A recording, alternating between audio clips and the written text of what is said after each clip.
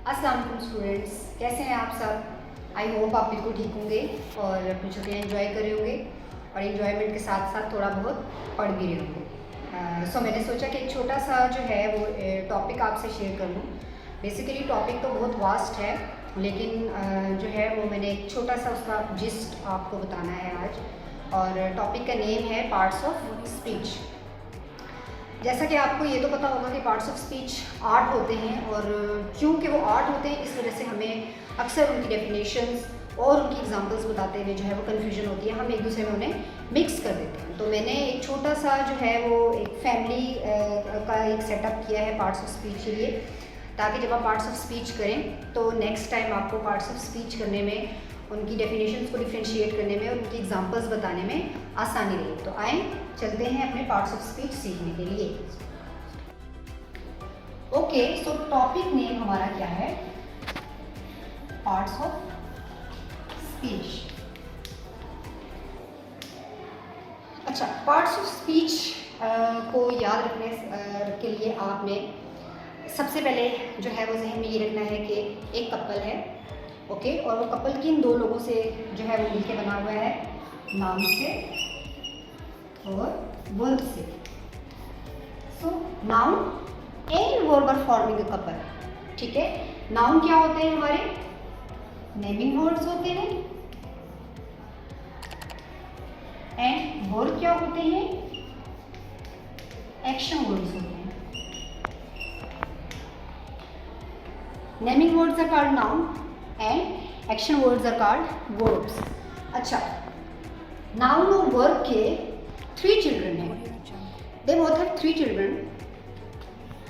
एक है प्रोनाउन, एक है एडवर्ब और एक है एडजेक्टिव। अच्छा, प्रोनाउन, एडवर्ब और एडजेक्टिव इनके चिल्ड्रन हैं। प्रोनाउन जो है वो सन है, ठीक है, मैं सन के लिए एस लिख देती हूँ, और एडवर्ब और एडजेक्टिव के both are daughters.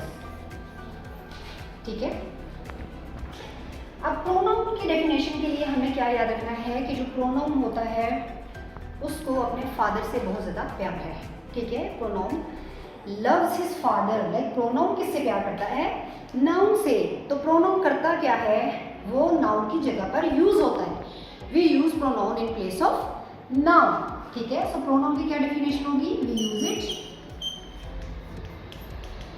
In place of noun. और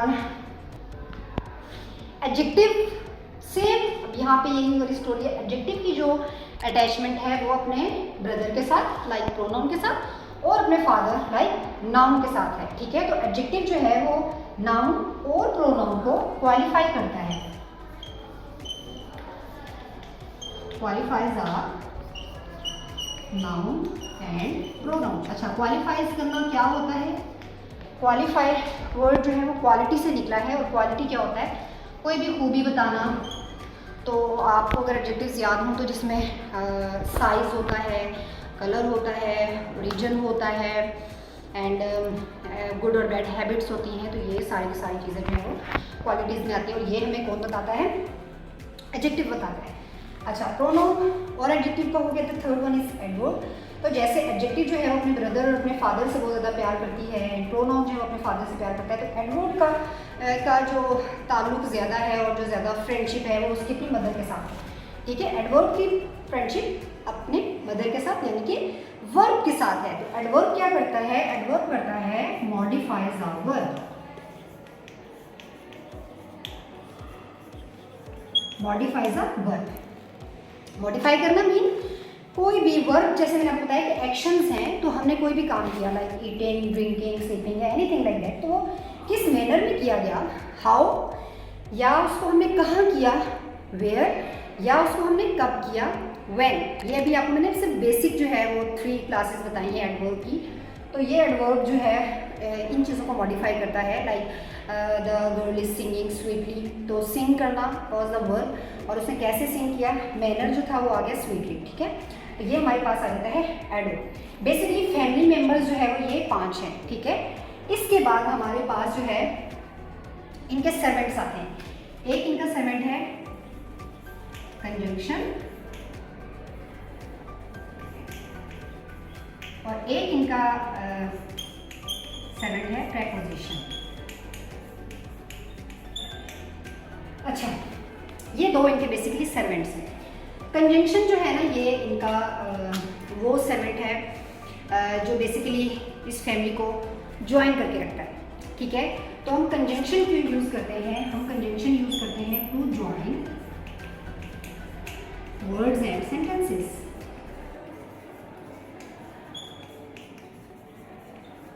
वर्ड्स एंड सेंटेंसेस ज्वाइन करने के लिए अगर आपको याद हो तो हम अक्सर इस तरह से लगाते हैं, I have a red and blue shirt, I will go but you will stay here.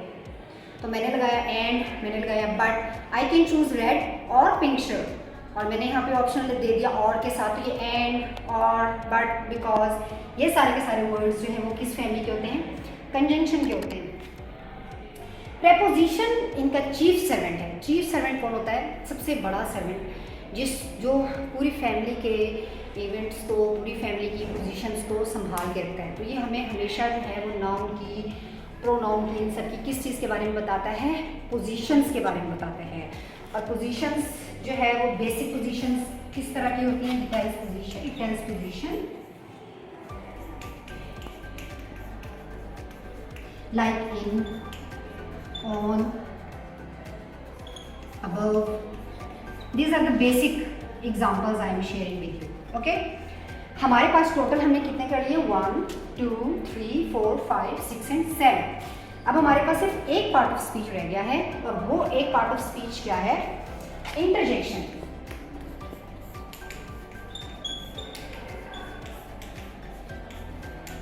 Interjection. अच्छा, अब जैसा कि ये सारी एक फैमिली थी, हमने फैमिली के बारे में पढ़ा, तो आपको पता है कि फैमिली में हैप्पीनेस भी अक्सर आती है, इसी तरह से सोरोज भी होते हैं।